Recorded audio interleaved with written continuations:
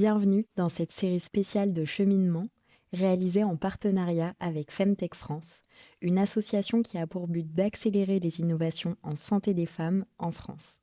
Le collectif compte aujourd'hui plus de 85 startups membres et vient de lancer une alliance pour le financement de la Femtech, avec pour objectif de mobiliser 200 millions d'euros d'argent public et privé d'ici à 2026.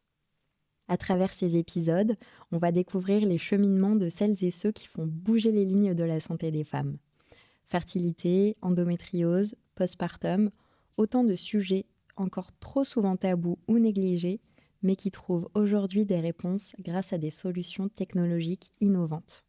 Fondateurs et fondatrices de start-up vont partager avec nous leur parcours, leur motivation et les défis qu'ils relèvent au quotidien pour améliorer la vie des femmes. Bonjour Nathalie, bienvenue dans Cheminement. Bonjour, merci pour votre invitation.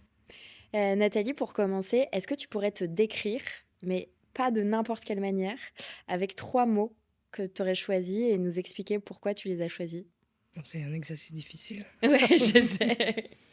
Donc, je dirais, le premier mot, c'est pas un mot, mais c'est passionné par le vivant, qui m'a toujours caractérisé, qui caractérise tout ce qui m'intéresse, en fait, de la logique du vivant, ça me passionne.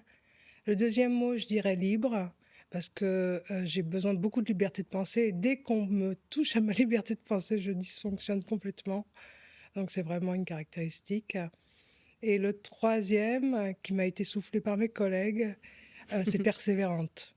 C'est-à-dire que quand je pense qu'il faut aller au bout de quelque chose, j'aurai toute la patience nécessaire. Et tu es engagée aussi, donc ça va avec, je Oui. trouve. Ok. Si tu devais expliquer ta société, souvent dans l'art du pitch, on doit simplifier un maximum pour qu'un maximum de personnes comprennent. Si tu devais expliquer ta société, par exemple, à ma grand-mère de 95 ans, comment tu lui expliquerais?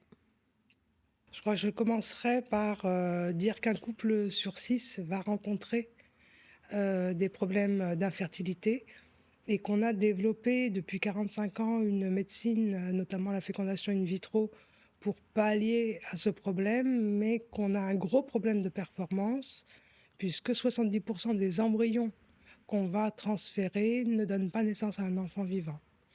Et donc ça a été vraiment mon point de départ, c'est-à-dire ce pourcentage d'échecs. On sait que dans un cycle d'une femme, c'est vraiment quelque chose qui est caractéristique des humaines, on va dire. On se prépare à une implantation d'embryon.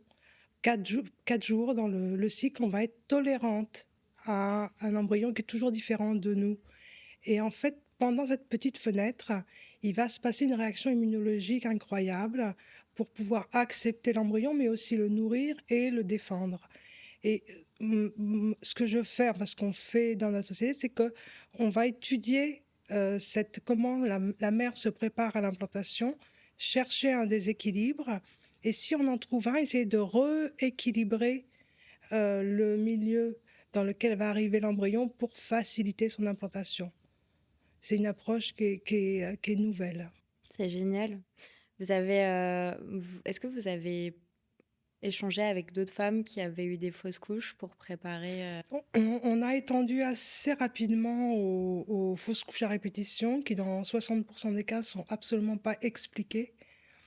Et si on trouve quelque chose, à ce moment-là, ça aidera les femmes. Si dans ce contexte de fausses couches à répétition, on ne trouve rien, c'est pas parce qu'il n'y a rien, c'est qu'on n'a pas trouvé. Donc,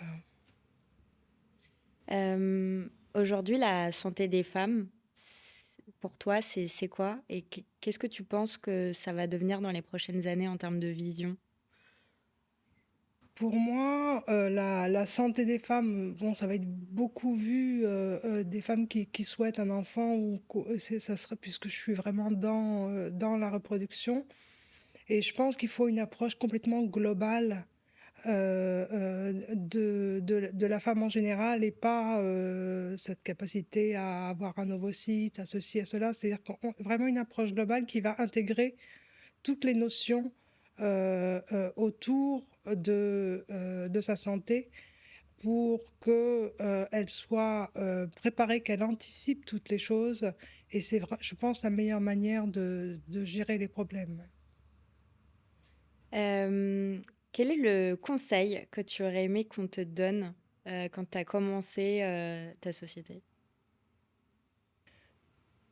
Je pense que le conseil c'est, si tu y crois, vas-y, fonce et va avec des gens qui sont bienveillants envers toi. Ne t'affronte pas, à des gens qui de toute façon ne t'écouteront pas ou ne t'aideront pas. Je pense qu'il faut vraiment, se faire un environnement bienveillant, surtout quand c'est de la recherche, parce qu'on a énormément de doutes. C'est du doute aussi la recherche, sinon on ne se poserait pas de questions et donc on a assez de nos propres doutes, on n'est pas obligé de s'imposer trop de contraintes. Effectivement, tu as l'air extrêmement passionné. Est-ce que tu te souviens du jour ou de l'instant, où, tu as décidé de te lancer dans l'entrepreneuriat? Je me rappelle, en fait, il y a 2 rencontres qui ont complètement, bougé les choses. J'arrivais comme, jeune chef de clinique à Antoine Béclair et le patron à l'époque était René Friedman, qui a été le premier médecin à faire une fécondation in vitro en France et il nous donnait des sujets et moi, il m'a dit: «Ah bah, tiens, toi, je vais te donner le plus difficile, celui qu'on ne comprend pas, c'est l'implantation embryonnaire».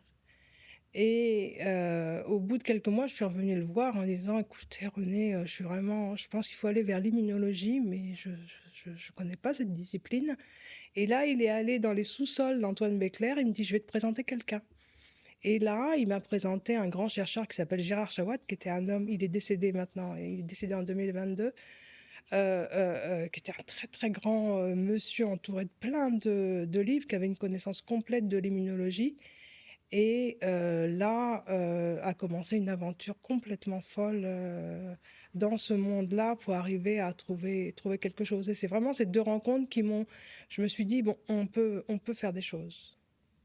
De quoi tu as besoin? Si on veut t'aider, de quoi as-tu besoin?